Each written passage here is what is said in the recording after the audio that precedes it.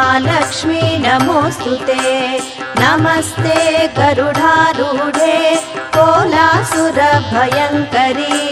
सर्वपापहरे देवी महालक्ष्मी नमोस्तुते।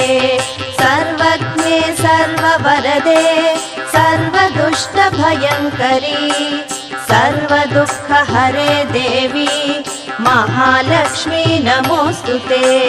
सिद्धिबुद्धिप्रदे देवी भुक्तिमुक्तिप्रदायिनी मन्त्रमूर्ते सदा देवी महालक्ष्मी नमोस्तुते।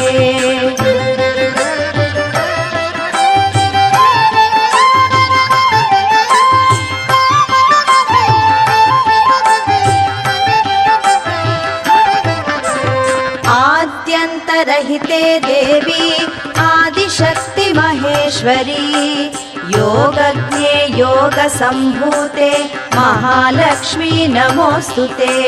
स्थूलसूक्ष्म महारौद्रे महाशक्ति महोदरे महापापहरे देवी महालक्ष्मी